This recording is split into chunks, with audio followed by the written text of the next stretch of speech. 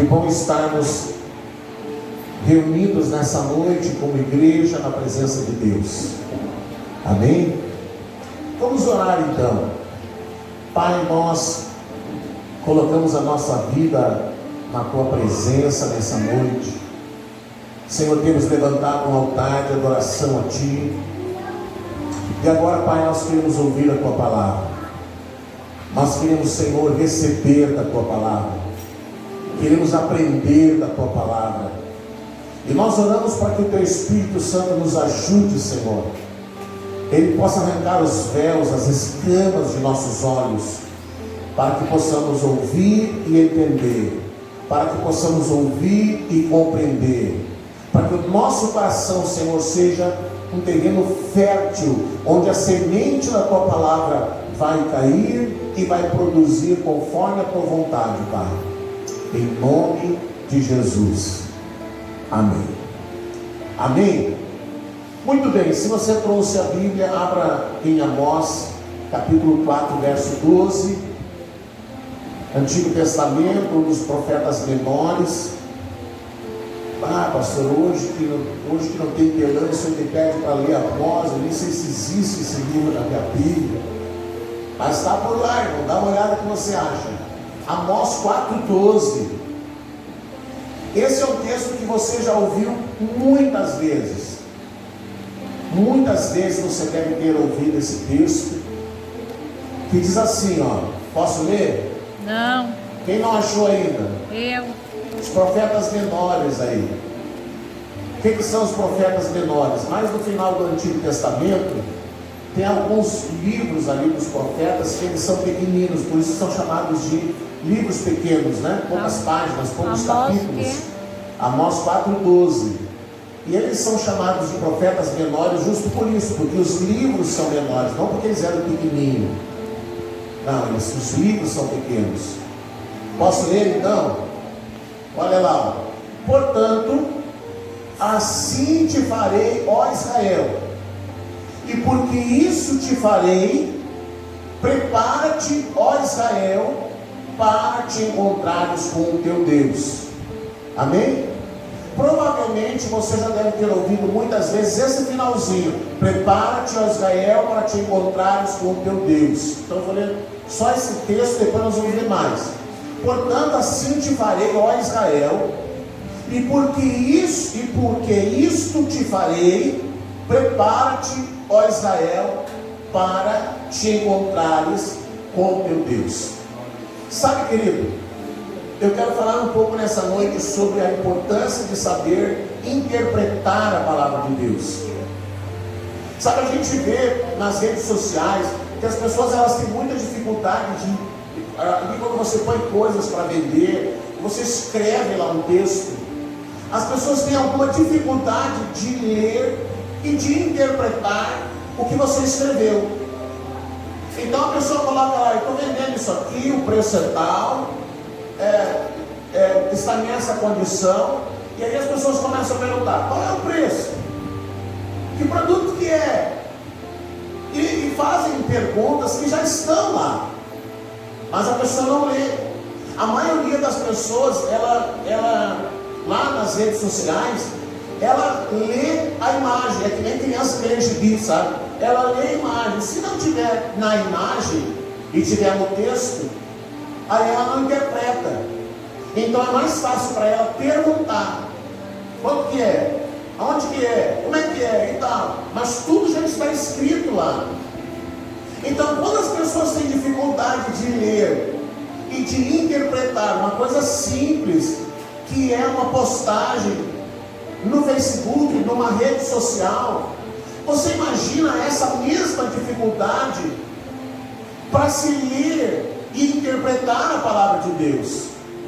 Faz mais ou menos, acho que talvez um mês, mais ou menos isso.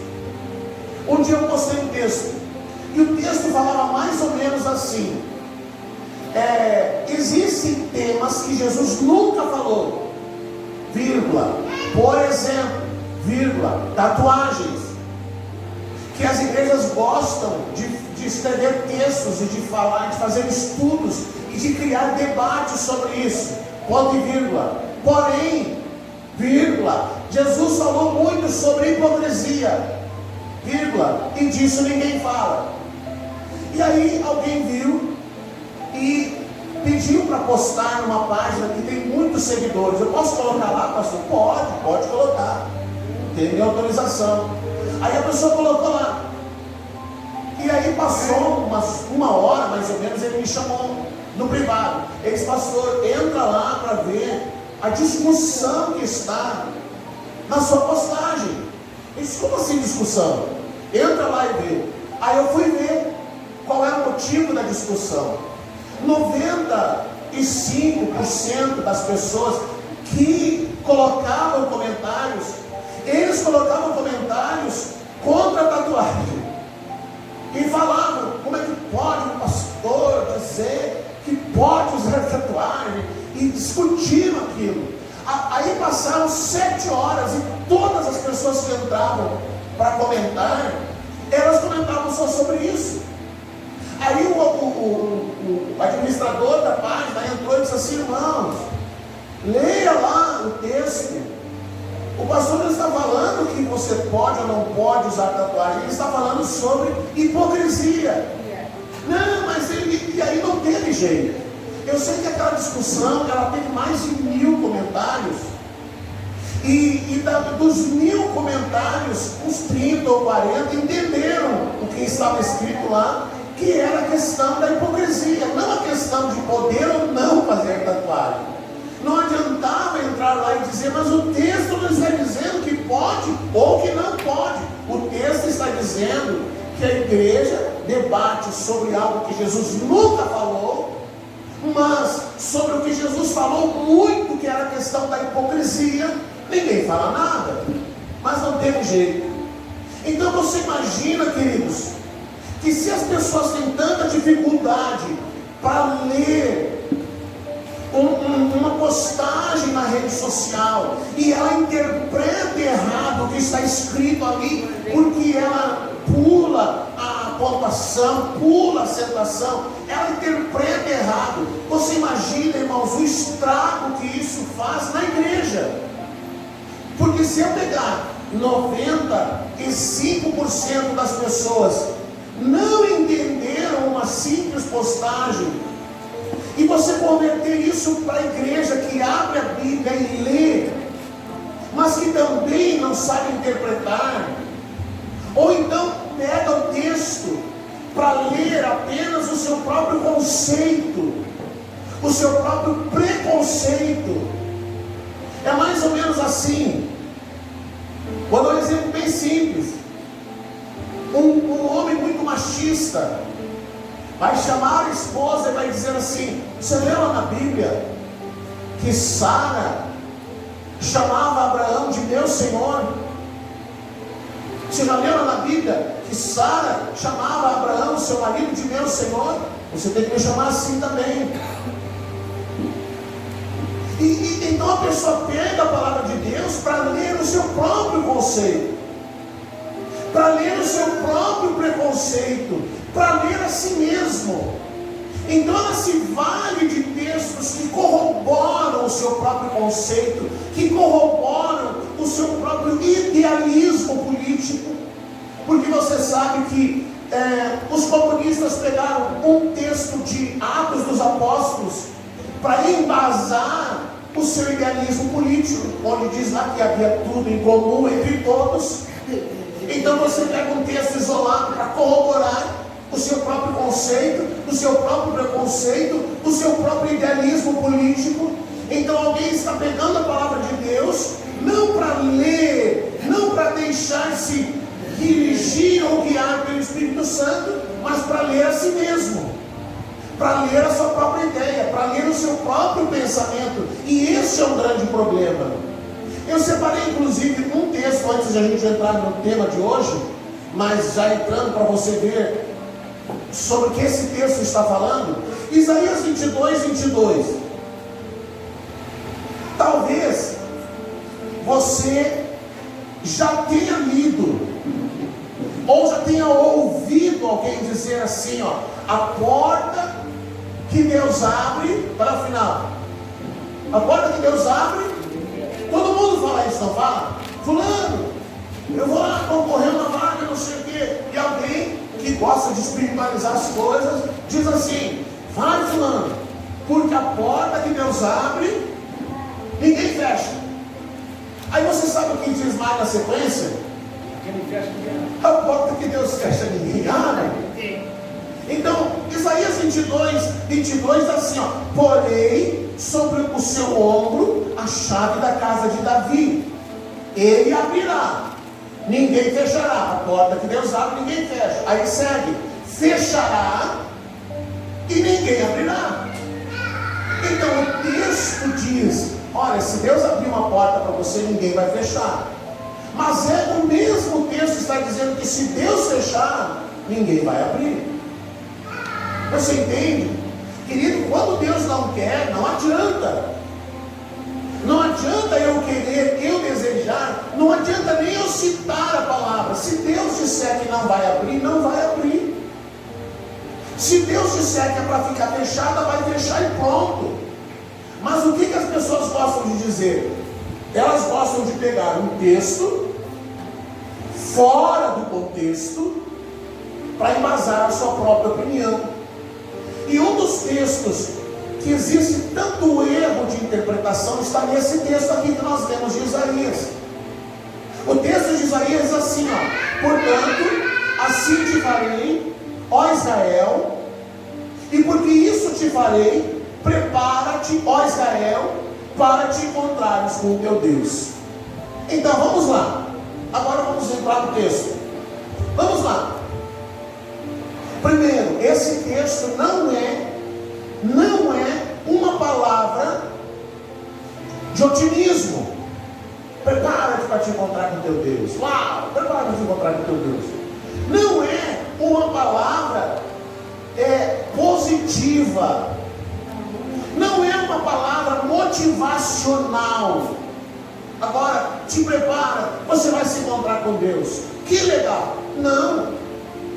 Esse texto, então aí está o perigo de você pegar um texto fora do contexto e estabelecer isto como uma regra, como uma doutrina. Quando a gente estuda teologia, uma das matérias se chama exegese. A exegese é o estudo da interpretação da palavra de Deus. E uma das regras da exegese é que não se pode pegar um texto fora do contexto para se estabelecer uma doutrina, um ensinamento, porque um texto fora de contexto é um pretexto para você errar.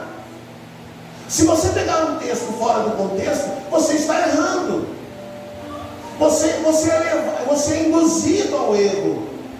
Então esse texto que encerra o capítulo 4, onde ele fala, o capítulo inteiro, ele fala de juízo de Deus.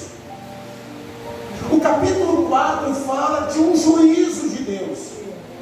E esse último versículo, tem mais um depois, mas esse versículo 12, ele é um versículo, vamos dizer, que é a chave, que encerra todo o pensamento que Deus falou através do profeta Amós. Deus vem falando através do profeta Amós, e ele encerra com esse versículo dizendo: bom, então agora te prepara para te encontrar com Deus. Essa é uma sentença. Essa sentença de Amós 4,12 é mais ou menos assim, irmão. Você lembra quando você era piá, quando você era guriazinha, e você ia, a tua mãe e teu pai levavam para visitar alguém, e você aprontava todas, você fazia a bagunça, você fazia a anarquia, e aí a mãe dizia: fulano não faz, e você nada, e aí a mãe ou o pai dizia assim, ó: te prepara quando tu chegar em casa. E aí você sabia que quando chegasse em casa, o juiz ia pegar. Você sabia que quando chegasse em casa, a disciplina ia ser dura. Você sabia, naquele momento, que você havia ultrapassado o limite da paciência do pai e da mãe, e que isso ia doer no seu couro. Você sabia disso.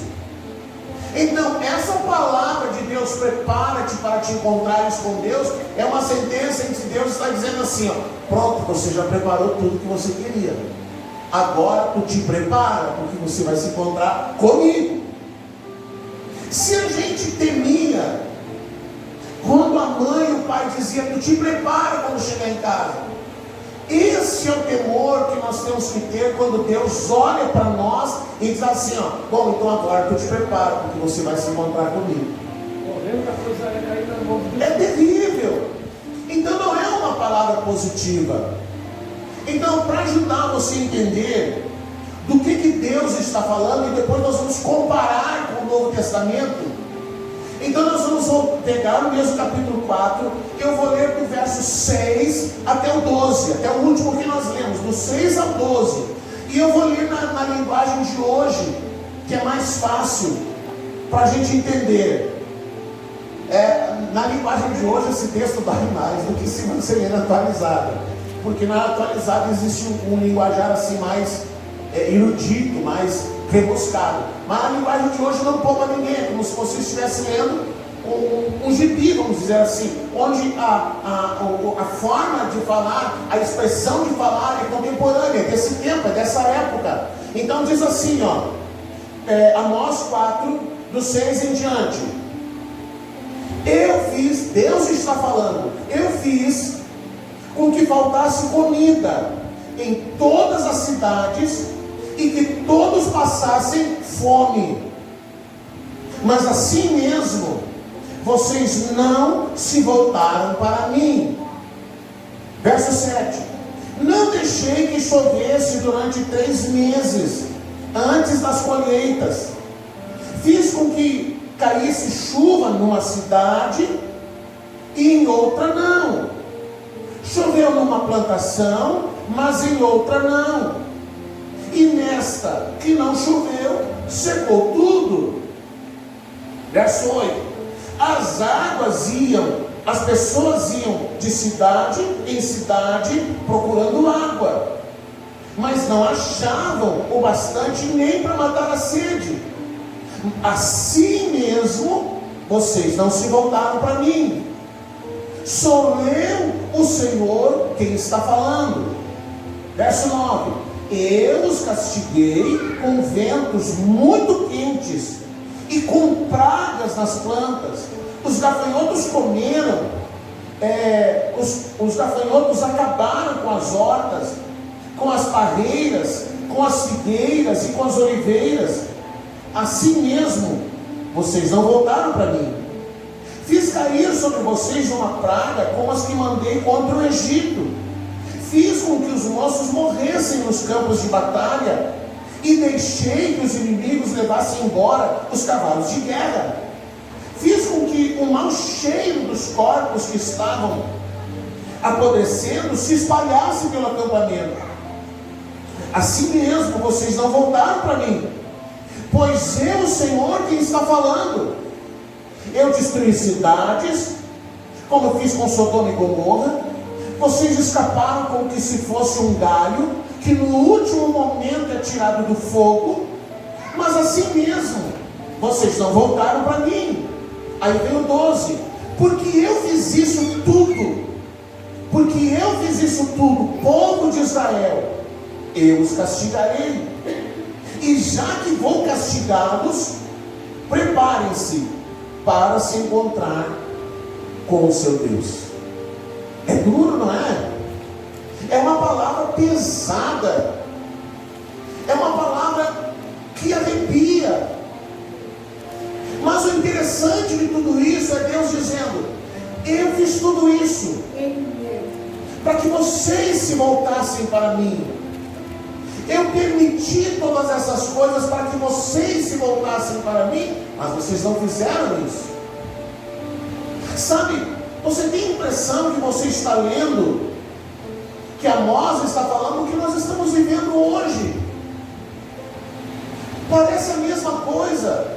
Você liga o noticiário e você vê os gafanhotos destruindo as plantações da África, do Sudão, agora está para invadir a China. A China já convocou não sei quantos mil patos e levaram para a fronteira para comer os gafanhotos, porque não existe pesticida suficiente para matar as nuvens de gafanhoto. Então, por outro lado, você vê doenças, por outro lado, chove, você todo dia, quando dá o jornal do almoço, aí você vê lá as previsões do tempo, chove em tudo quanto é lugar, mas aqui não chove. Você vê a previsão do país inteiro, e você olha no mapa, e você vê, chove no norte, no nordeste, chove aqui, chove lá, chove no Espírito Santo, chove no Rio de Janeiro, chove em Minas Gerais, inundações. Aí você olha no Rio Grande do Sul, não tem chuva, não tem previsão de chuva. Rio Grande do Sul vai ter sol quente, 40 graus, 40 e poucos graus. Aí vem aquele vento quente, parece que você está vendo Amós escrever o que nós estamos vivendo: peste, doença, mortes, guerra, violência, famílias sendo destruídas. E aí você vê Deus dizendo assim, ó, eu fiz isso, ou eu permiti isso, para que vocês se voltassem para mim. E mesmo com tudo isso, a nação de Israel não se voltou para o Senhor. Então o que está acontecendo? Deus está sinalizando algo. Irmãos, é impossível você olhar para o mundo atual e achar que tudo que está acontecendo é normal. É normal.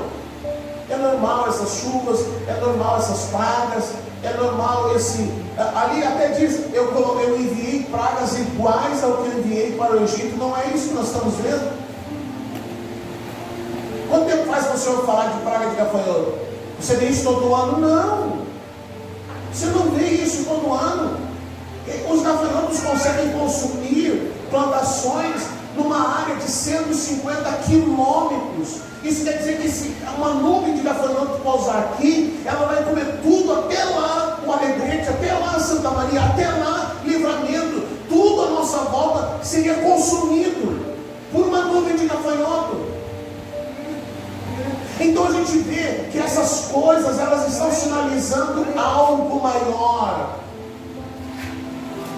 O que Deus queria de Israel? Deus queria de Israel uma coisa: que houvesse arrependimento. Que houvesse arrependimento. Às vezes, querido, algumas coisas na nossa vida estão dando tudo errado. Você se vira para um lado, se vira para o outro, se vira para o outro. E então é o momento da gente parar, da gente refletir e a gente olhar a palavra e pensar um pouco: o que eu estou fazendo de errado? O que está acontecendo aqui? Eu estou falhando? Eu estou errando? O que Deus está sinalizando por conta dessas coisas que estão acontecendo? O que Deus está querendo me dizer? O que eu preciso aprender através de todas essas coisas, através de todas essas situações que eu estou vivendo? Por que não está dando certo? Por que as portas se fecharam e Deus não quer abrir? Por que eu me viro para um lado e para outro e as coisas não se ajeitam, não se organizam? Eu preciso olhar para a minha vida, eu preciso refletir. É Deus que está me alinhando? Não é. Eu estou sendo disciplinado por esse Deus? Não, não é. O que é que está acontecendo? A palavra diz no livro de Eclesiastes, se não me engano, o Deus que faz descer a chuva que molha a plantação do justo, também molha a plantação do injusto. O sol que queima o justo também queima o injusto. Ou seja, Deus está sinalizando alguma coisa. Agora, se naquele tempo, no tempo de Amós, Deus estava conduzindo o povo a um arrependimento, Deus queria um arrependimento, Deus buscava um arrependimento, e aquelas coisas todas, elas estavam sinalizando um juízo ainda pior, porque Deus disse assim, ó: eu mandei a peste, eu mandei a seca, eu mandei a chuva, faltou água, faltou alimento, faltaram todas essas coisas, e vocês não se arrependeram. Agora eu vou descer e vocês terão que se resolver comigo. Ou seja, Deus está dizendo: se até agora, com tudo isso que eu fiz, vocês não se voltaram para mim, agora, como vocês vão se virar diante de mim? Eu mesmo vou descer, eu mesmo vou até aí. Então não é uma palavra onde Deus está dizendo: uau, que legal. Deus está dizendo: tu te prepara. Agora, o que nós estamos vendo acontecendo nesse momento no mundo também está sinalizando outra coisa. Também está sinalizando, porque quando você vê Jesus falando da sua volta, é como se ele estivesse citando as profecias de Amós. Haverá fome, haverá peste, nações contra nações. Não é o que Jesus fala? Nações contra nações, filho contra o pai contra o filho, a filha contra a mãe, a criminalidade, o amor esfriando. Gente, só de falar do amor esfriando, você vê uma postagem, voltando a falar sobre redes sociais, você vê uma postagem sobre um cachorrinho, alguém machucou um cachorrinho, as pessoas choram, elas se comovem, elas se condoem, aí alguém coloca lá: a criança foi abandonada. Ah, criança abandonada. O que tem criança abandonada? Mas o cachorrinho, mas o cavalinho do carroceiro. Gente, tanto faz. Qual é o problema de ter uma criança abandonada? Qual é o problema de ter um idoso abandonado num asilo, num pensionado? Não há problema nenhum. Mas o cachorrinho, ninguém tem pena do cachorrinho. Então a palavra fala do amor, ele de muitos, não é todos, mas o amor de muitos vai esfriar. Está lá na palavra de Deus. Então é mais ou menos como diz: as pessoas põem o pai e a mãe no asilo, põe a criança numa creche e vão passear com os cachorros. Vão passear com os cachorrinhos. Porque existe mais amor para um animal do que para uma pessoa. Existe mais dor, mais comoção por causa do animal do que para o sofrimento de uma pessoa, para o que uma pessoa está vivendo. Então, quando Jesus fala da sua vida, o que vai acontecer quando eu voltar? Haverá fome, haverá peste, haverá guerra, o amor vai esfriar, a ciência vai se multiplicar. Anteontem surgiu o coronavírus, e já no máximo em 3 meses, os cientistas, os grandes cientistas estão dizendo: no máximo em 3 meses vamos ter uma vacina. Vamos ter uma vacina para combater o coronavírus. Isso muito rápido, muito ligeiro. A ciência correndo, voando, rapidamente, ligeiro. Isso é algo muito rápido. Mas isso tudo está sinalizando o quê? Jesus está vindo. Amém. E aí, querido, quando a gente fala Jesus está vindo, alguém diz: uau, que legal, Jesus está vindo, vai ficar tudo legal. Mas nem vai ser tantas pessoas que vão dizer que está tudo legal. Porque a vida de Jesus, que para uns vai ser tensa, vai ser algo tremendo, vai ser algo extraordinário, para outros vai ser juízo. E vai ser mais ou menos como ele disse em Amós: prepara-te, porque Jesus está vindo. Prepara-te, porque ele está voltando. E vocês vão se encontrar comigo. Sabe, para muitos, quando Jesus vier, não vai ser uma celebração positiva. Quando Jesus vier para muitos, não vai ser uma festa, porque será como ele está falando. Agora, o mais terrível de tudo isso é que, do mesmo jeito que em Amós eles não precisavam enfrentar nada disso, em Amós eles não precisavam ter enfrentado a sede, em Amós eles não precisavam ter enfrentado as pestes, a morte, a fome, as guerras. Eles não precisavam ter enfrentado nada disso. Bastava uma única coisa. O que bastava? Arrepender. Se arrepender. Por isso que quando Jesus ele mandou os discípulos,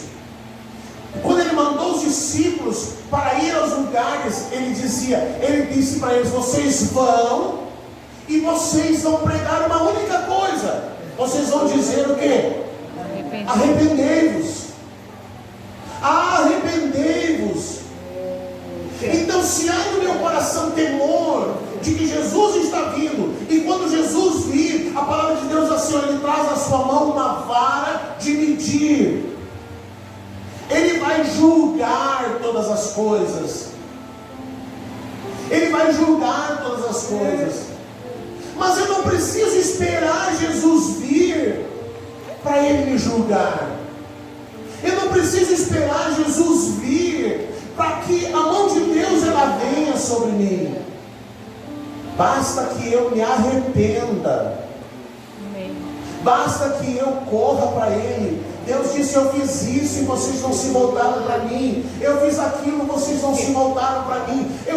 Deus, ele foi, é como se ele fosse cada vez mais agravando, cada vez mais apertando. É como se ele colocasse o povo de Israel no funil e as coisas fossem cada vez mais apertando, né, Inácio? Mas está todo poderoso hoje, né? Hã?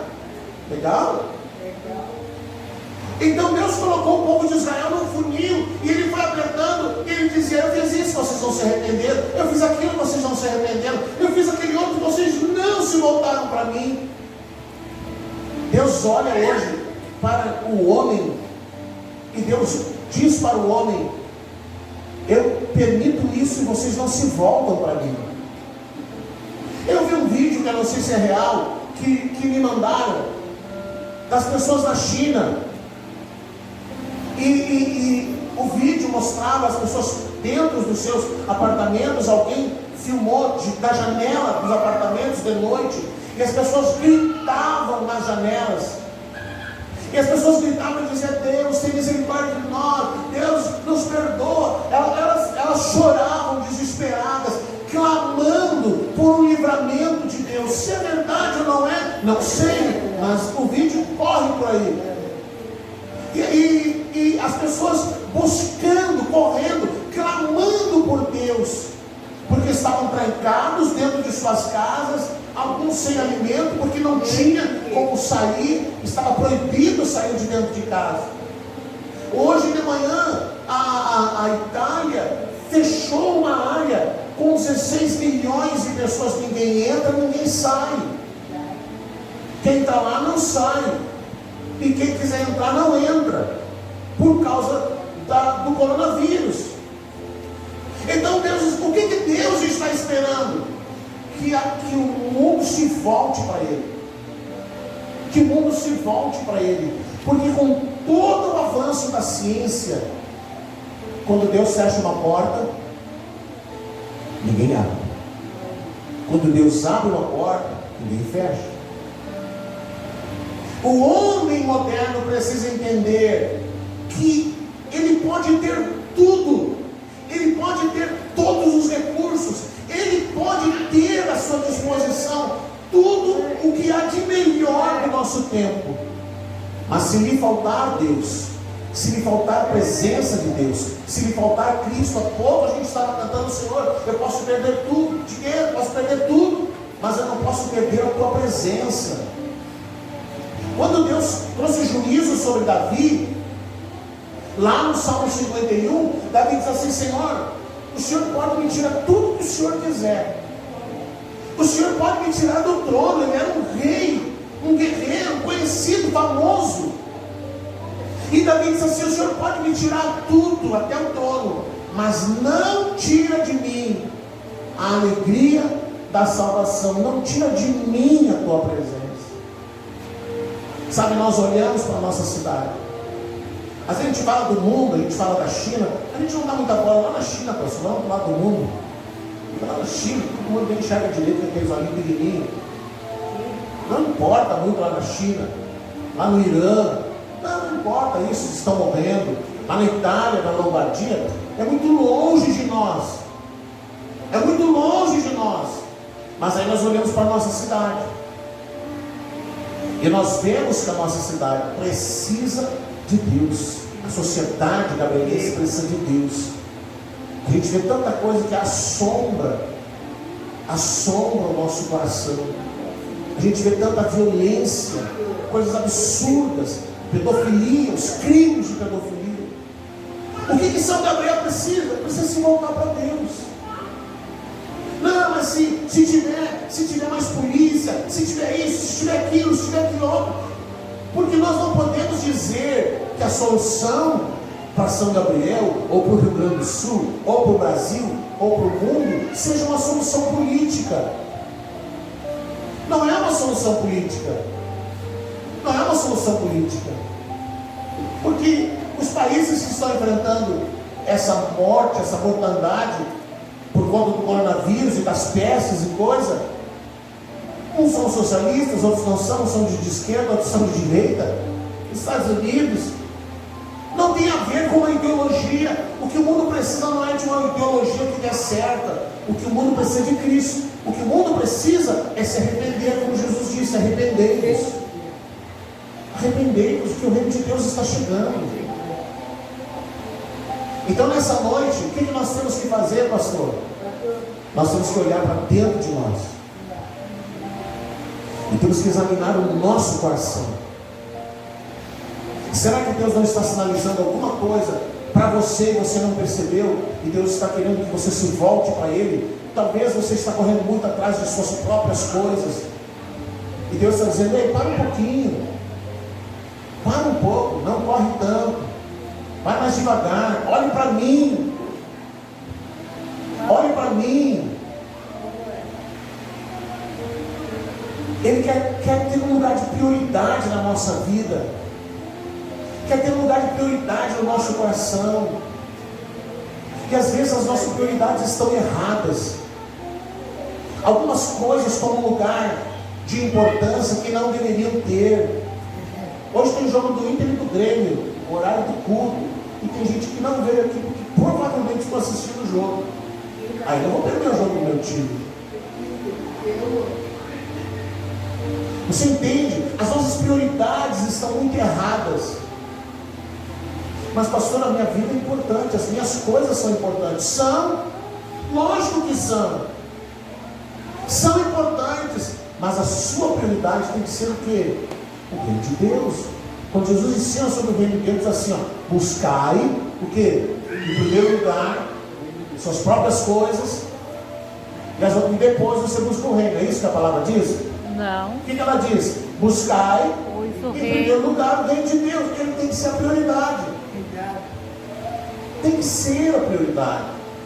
Então talvez a gente precise olhar para o nosso coração, e talvez a gente precisa fazer a única coisa que Deus quer de nós. Sabe, Deus não quer punir, Deus não quer disciplinar, Ele quer que a gente se arrependa. Ele quer que a gente se arrependa. Ele quer que a gente se volte para Ele. E Ele pode olhar para a cidade de São Gabriel e dizer assim: eu deixei acontecer isso, mas nem com isso vocês se voltaram para mim. Eu deixei acontecer tal coisa, mas nem acontecendo isso vocês não se voltaram para mim. Está faltando chuva, mas ninguém me busca para que a chuva pare. Ninguém clama, ninguém se arrepende. Lá está acontecendo enchente, pessoas estão morrendo, mas ninguém clama, ninguém se arrepende. Então vamos dizer: a culpa é do tempo, a culpa é do clima, a culpa é disso, a culpa é daquilo, e a culpa é nossa. Porque quem destruiu a natureza somos nós destruímos. Amém? Vamos orar? Vamos ficar de pé? Vamos falar com Deus?